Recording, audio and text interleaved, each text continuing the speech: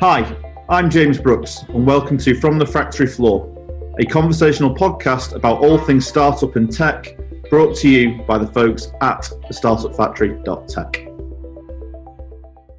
Hi everybody, welcome back to an episode of From the Factory Floor with the Startup Factory. As you can probably tell, I am not James Brookes today. I'm Nyree Trimble hosting in James's hot seat. I've been desperate to get in this chair for a couple of weeks, so I'm delighted that he's been waylaid.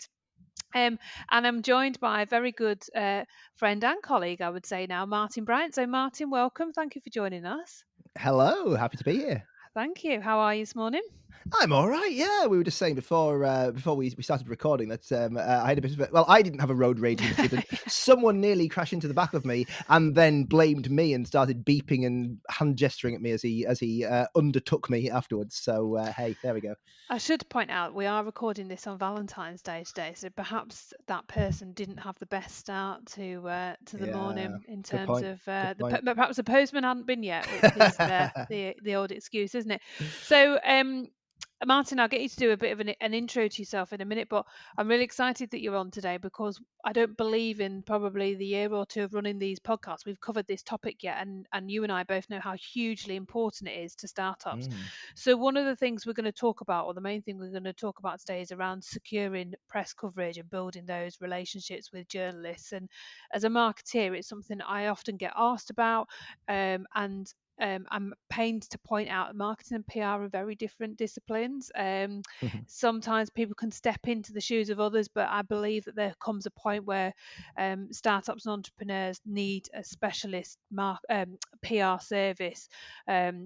And PR opportunities, and as a marketer you can spot that, but you're not always the best person to deliver it. So before we kind of get into the weeds of it, I wondered if you'd just give us a bit of background to yourself, please, Martin.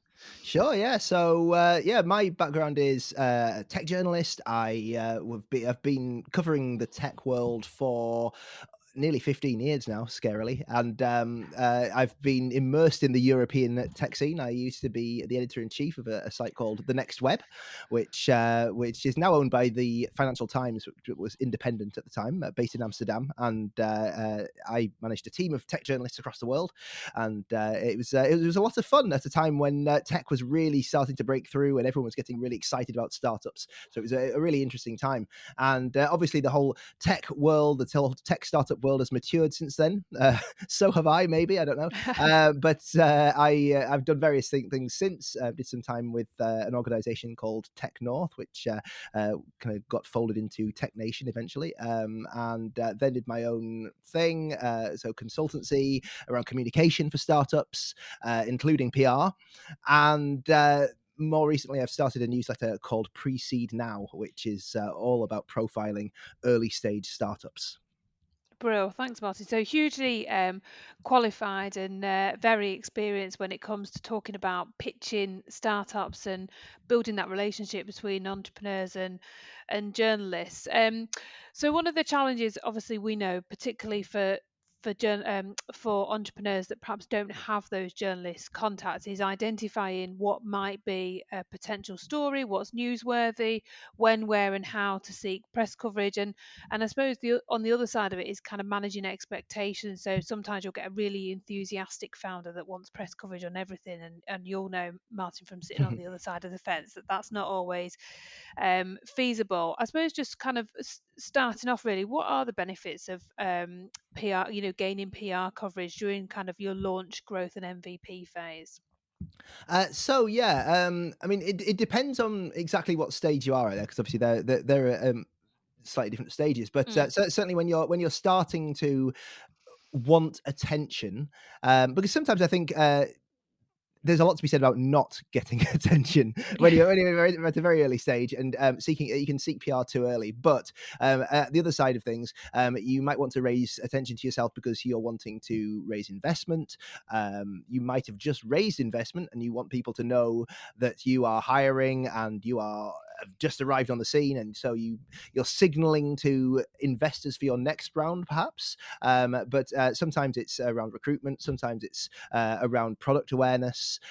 So what the real benefit of PR is that external validation. So someone else has deemed you interesting enough to cover, because anyone can buy advertising, anyone can market themselves, talk about themselves on LinkedIn and things, and there's a massive place for that, and it shouldn't replace your PR. And you should be talking about yourself and the things you're doing, because not everything is something that is newsworthy, but those newsworthy things, if you can get them out there, that it really adds a real sense of someone else thinks you're interesting, and that's massively valuable. Yeah, brilliant. Thank you. I think two of the examples that I've used recently. So you mentioned the Pre-Seed Now newsletter, which we're huge fans of, and we will include a link to that in the podcast in the description box. But you covered something for Tom, one of our Free Up founders, a couple of months ago, before Christmas now, wasn't it? Yeah. And obviously I'd done a little bit of work for Tom. He's one of the TSF projects, and we were kind of outreaching to people. And like you say, in terms of that validation piece, and also because it's tech, and tech can be confusing, particularly for people like me. And also in that sales funnel, you're not always going to, the first person you speak to is not always going to be as technically mature as you are. Being able to send some links to some recent press coverage, I think, hugely validates that business immediately. So it gives some great credibility. And particularly, like you say, people can look for press coverage a little bit too early, but also in that sales process might start talking to salespeople a little bit too early, or looking to sell a bit too early when they've not got the product ready. It does give huge validation. The other side of it is looking at investment. So once you are going out for investment, for investors to kind of look at your pitch deck and then think, actually, I know a bit about it. I've seen a bit about these guys. They've been at X event, Y event, I've seen some press coverage. Again, it automatically piques their interest a little bit earlier than if it's something they haven't seen or heard anything about, particularly if you're making bold claims around being a disruptor or an innovator, or, challenging the status quo. There should be some PR to back that up. So hugely important, but I've really appreciated in this startup journey how useful it is, like you say, for that validation period. So for founders that are listening to this, obviously they might be at different stages. Have you got some sort of broad top tips for founders looking to kind of start looking at generating PR and securing coverage? Yeah, sure. So I think the first thing to think about is, what have you got to say that's interesting, and is it newsworthy? Because if you're going out there with PR, and there will be, if you can do PR yourself, you can write yourself a press release yourself, you can send it out yourself. I would recommend in many cases not doing that unless you have experience with it, because it is actually a minefield if you're not doing it properly. So a good PR professional will tell you when something isn't going to be effective. Some will take your money and will say, "Oh, we'll get it out there. We'll get that press release out there." And for them, it's more about sending out a press release than actually getting results. Other PR professionals will say, "Actually, that isn't going to get coverage." So have a think about what is actually newsworthy. There are a few things that tend to be newsworthy for startups. There is fundraising. More that you've raised money. So if you are raising money, that's generally not newsworthy in itself. Pre-seed now will cover companies that are raising money, but that's a bit different. Generally speaking, the tech press will be more likely to cover you when you've raised a round, because that's a news event. They've raised money and they're going to use it to do this. So that's something that other people in the tech industry will be interested in. Your competitors, your potential people who want to work with you, potential customers, potential future investors are all interested in that. So that's newsworthy. If you are acquired, that's another one. It used to be that product news was really popular and used to be written about a lot. Not so much these days. Certainly in the tech press, you get a lot less product news. I think people tend to think it's a bit kind of promotional to say, "Oh, this company's released a new app."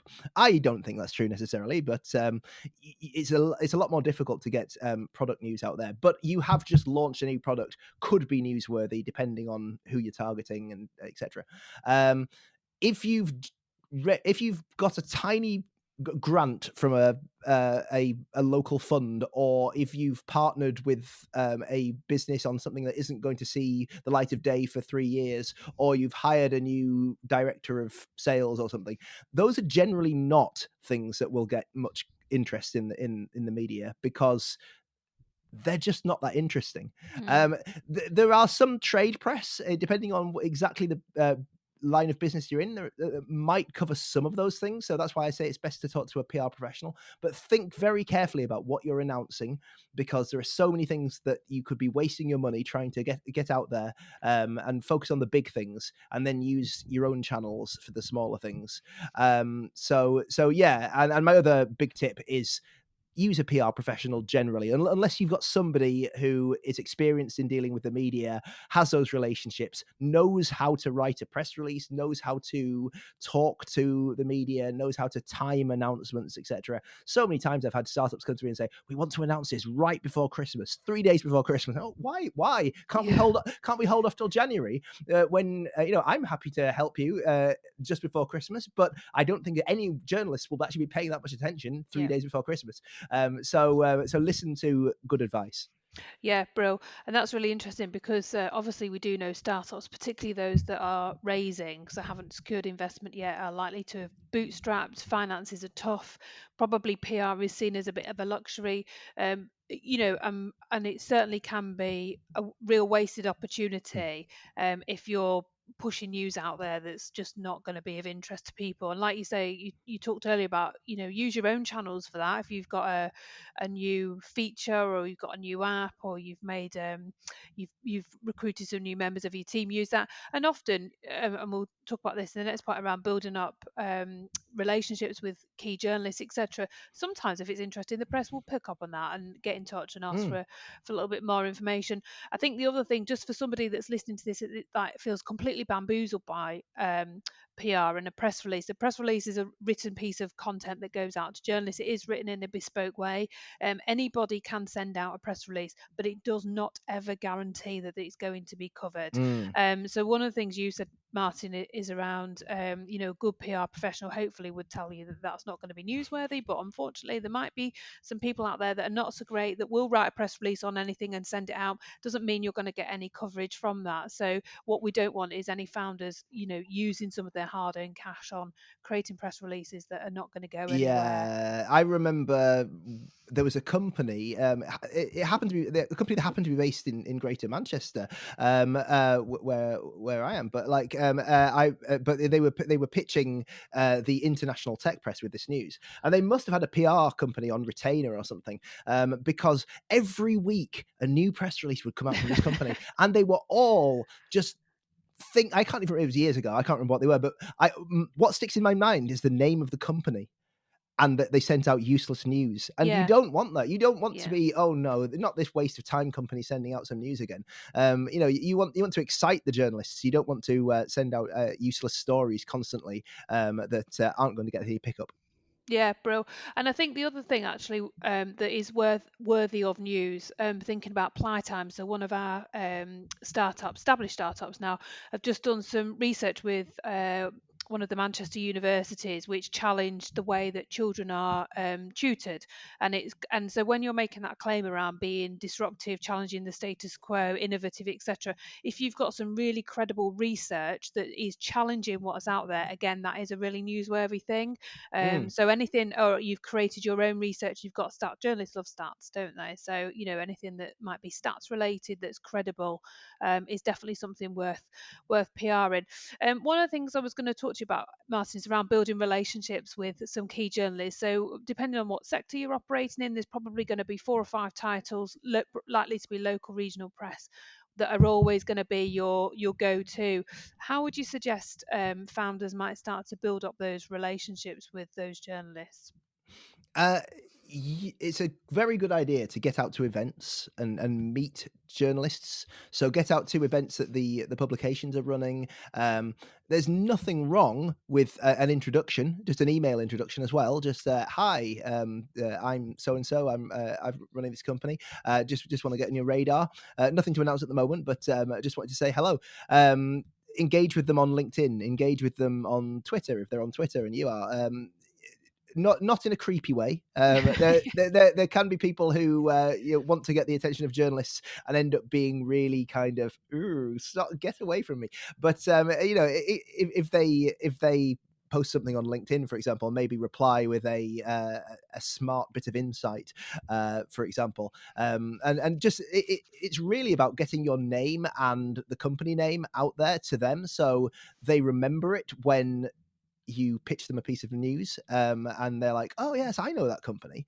And it's so powerful, especially if you can meet them in person. Like the number of times I've been at conferences and someone has introduced themselves and then they pitch me something 6 months later and they go, do you remember we met in the queue for the buffet at this event like 6 months ago? And I let you have the last ham sandwich.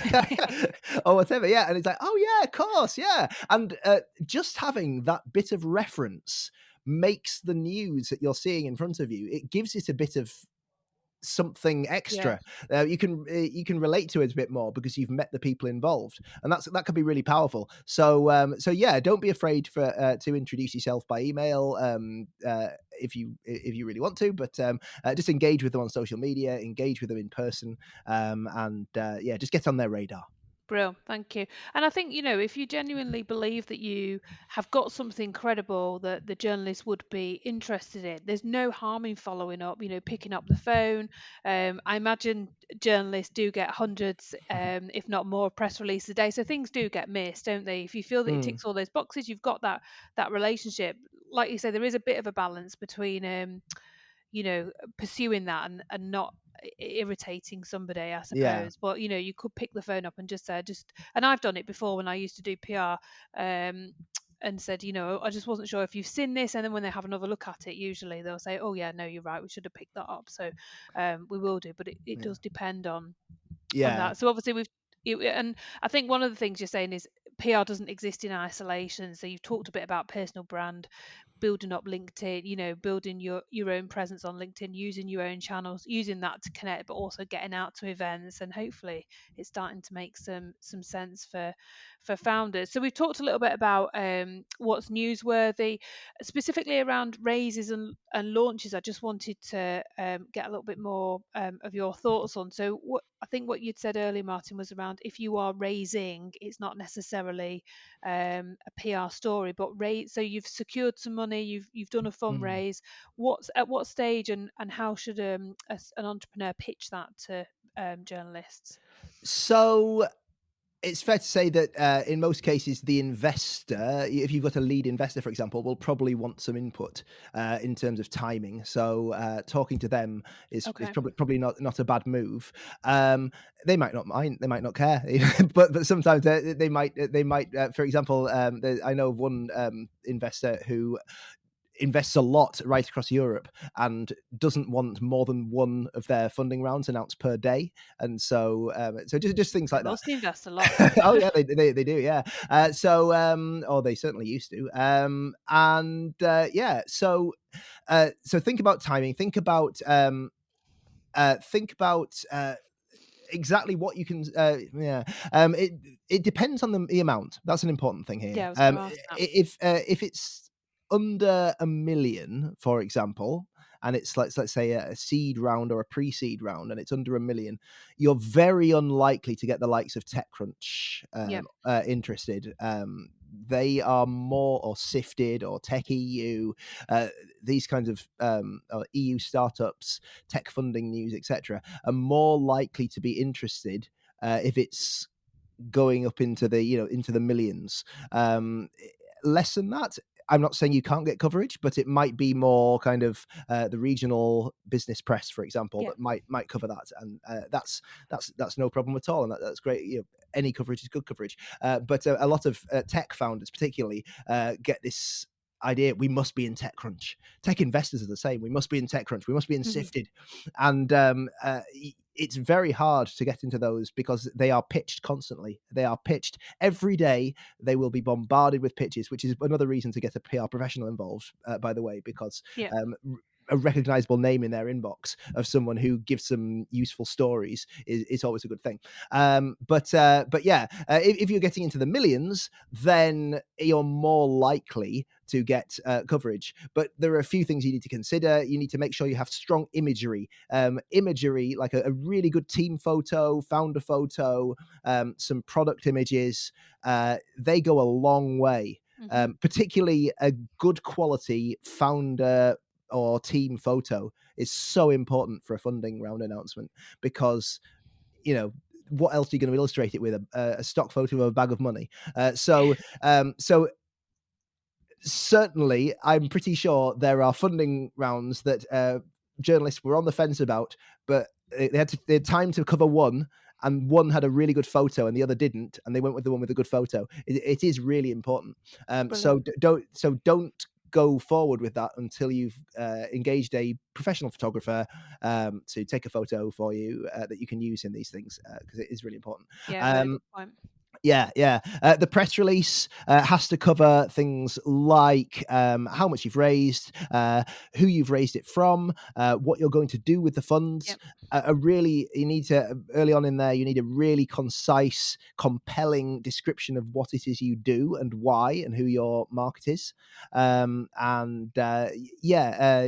can include things like a quote from an investor that explains why they invested. That can be quite useful. A bit of market context in there about why now is the right time for what you're doing and how you're different from the competition.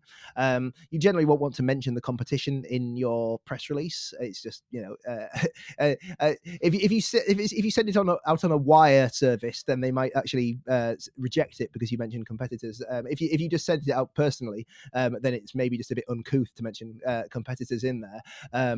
But a PR professional might want to brief journalists. I know of at least 2 or 3 journalists who will ask the PR, who are they competing with and why are they better? And they understand why it's not in the press release, but they want to know. And so having that information, knowing very clearly why you're better than the competition, why you're different, is really important as well. Bro, thank you. That's really useful. I'd forgotten about the picture, but you are right around the amount of times people have come back to me and said, when I have helped startups do a press release or something, have you got an image? Because they do want that image. So you're right. At the point that you're securing your investment, start thinking about your PR, talk to your investor, but also make sure you've got that headshot. And even if you don't need it for the press release, you will need it for everything else. And whatever you're sending as a press release, you should have replicated on your own channels as well. So you do want those images. Plus, then you'll be looking at going to speaker events and things like that. So absolutely spot on. So finally, just we talked about raises and launches, and I just wanted to cover embargoes and exclusives, if you don't mind. So what's your view, and would you just give a little one liner on what an embargo is and how it might be used, and then we can touch on exclusives as well? Yeah, so embargoes are basically agreements. They're not legally binding agreements. They're generally professional agreements that journalists will comply with in most cases. That you will tell a journalist some information on the condition that they won't publish that news, they won't announce that news, they won't share that news until an agreed time. And the benefit of this is that you could pre-brief a bunch of journalists about your, say, funding news, for example, and then have all of them published no earlier than 9 a.m. on the 5th of June or whatever day you want to announce it. And then you can be sure that everyone who you're pre-briefing has a good chance to ask questions, get a piece ready. Because if you just send it out, then the problem is somebody might get to it that afternoon. If you send it out 2:00 in the afternoon, a journalist might be sitting around twiddling their thumbs, waiting for something to happen, and suddenly your press release lands and they go, I'll write this up now. They write it up now. Other journalists might not actually see it until the next day when they're going through their inbox because they've been busy the day before. And then they look online and they see it was covered yesterday. That's yesterday's news. I won't cover it. So giving people an embargo works on both sides because it works for journalists. It gives them time to get something ready, and it also gives you a chance to plan. You can plan marketing around it as well. So you could then have your social media and your maybe your email out to your marketing list, etc., announcing the funding at the same time, or on the same day at least, as all the other news goes out. So it can be really useful for all sorts of reasons. Now, embargoes can be broken. Embargoes can be mishandled. I would always say, if you're going down the embargo route, work with a PR professional or someone who's experienced in PR, because if you handle it wrong, then it won't work, and somebody might publish early, etc. So getting that agreement up front before you share the news is generally the best way of doing that. I receive so many emails that say embargoed until midnight on this date. I said, well, I didn't agree to that. And journalists, if they want to, could say, well, I didn't agree to this embargo, so I'm publishing this news right away. There are also little kind of things like that. Okay, brilliant. Thank you. And then the role of exclusive. So would you ever advocate for a startup to pitch something to a channel as an exclusive? How would you approach that? It depends what it is. Exclusives can be a nice way of building a relationship with the journalist. I'd say these days, exclusives aren't that useful most of the time. It's a really tricky one, because you could. There are two ways to use exclusives. Exclusives can be useful if you've got a piece of news that you know isn't going to get much traction, but you want to hopefully get some coverage, and so you can use it to say to a journalist, hey, a bit of a sweetener, you're the only one getting this. The downside is it's a bit harder to stick an embargo on an exclusive, because then the journalist goes, well, nobody else has got this, so I'll cover it whenever I want. I know of exclusives that have gone out, and you think, oh yeah, brilliant, yeah, we're guaranteed to get this. Well, you're still not guaranteed, because they might not do it. And then it actually took a week for the journalist to write the piece, because there was no impetus for them to write it earlier. Journalists, I don't want to say journalists are lazy. I could say that, because I am one as well. So it's not that they're lazy, it's just that they work better to a deadline. And so if they know that they could cover this anytime, and they've got something that is really pressing to cover today, they're going to cover the thing that's pressing today, because that exclusive they've got can wait 3 days. So again, use a PR professional, use those judiciously. They can be good for building relationships with individual journalists, or if you want to try and not guarantee, but get a bit of a sweetener in there to hopefully get coverage at a particular publication. But I'd say in most cases, an embargo where you pitch a bunch of people will work better in terms of getting a good spread of coverage. Because again, if you go down the exclusive route and they publish, and then you send it out to everyone else, then the other people are going to go, well, they've already covered it, and I've got 10 other things I could cover, so that's old news. Next. Yeah. I think one of the things that's always worked quite well with exclusives is interviews, so exclusive access to CEO, founder, something like that. But again, it's got to be newsworthy, isn't it? If you have perhaps high-profile customers, something like that, something that's a bit sensitive. But like you say, you've got to be very careful that you're not cannibalising your own potential reach by putting all your eggs in one basket. But if you felt that it was going to give you a really good relationship with somebody that's going to be fundamental to supporting your growth. And I suppose again, there's a recurring theme, isn't it? But this is where having a PR expert on hand to just bounce those ideas off is really valuable, because you make a strategic decision rather than a wrong decision. Another way I've used an exclusive in the past with PR was quantum computing. So there was a company I was working with, they were a quantum computing company. Now that is a very complicated field, very high-end physics involved, very obtuse technology, hard to explain, very difficult to get your head around. Most tech journalists are a bit wary of it, to be honest. And so when I had some quantum computing news to announce, I decided the best approach for that was to go down the exclusive route with a handful of from a handful of journalists who I knew could write about quantum computing in a knowledgeable way and were interested in it at a high profile outlet. So there were maybe like 2 or 3 I had identified at very high profile international outlets, and pitched them one at a time until one bit, and then they covered it. And then the next time there was a piece of news, I went to a different one. So to increase the spread of where this startup was covered in credible outlets. And that worked quite well. But that was because it was a very specialist topic that I knew if I sent it out more broadly, most people would go, I have no idea what this is. I don't know if it's significant or not. I'm leaving it.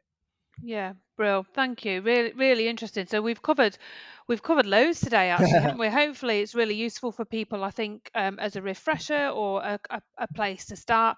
And just to be clear, this isn't advocating spending money on PR yet. It's got to be at the right point. But there are plenty of credible, professional, and friendly PR experts in Manchester or whichever area you're operating in will always give you a little bit of time and give you that advice. And I know, Martin, you've advised loads of startups, haven't you, about when to engage with a PR consultant, as have I, and when it's best to kind of hold back. So it's definitely worth doing, but at the right time, and hopefully it's kind of demystified a little bit of that process and help startups realize, again, I suppose similar to marketing, that PR has to be at the forefront of your strategy, because that's how you're going to get yourself known to journalists and to customers. But there's a way, quite a kind of tried and tested way of doing that. So really appreciate your time, Martin. Thank you so much for coming on today.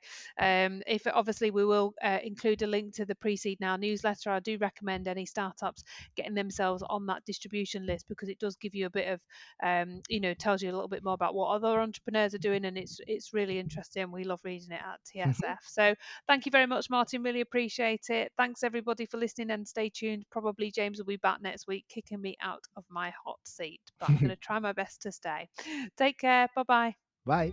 I think that just about wraps things up here. If you have any thoughts or questions on anything we said today, get in touch, whether that be through our Twitter @RealTSF or email at hello@Thestartupfactory.tech, or feel free to drop in for a coffee and a chat. As ever, thanks for listening.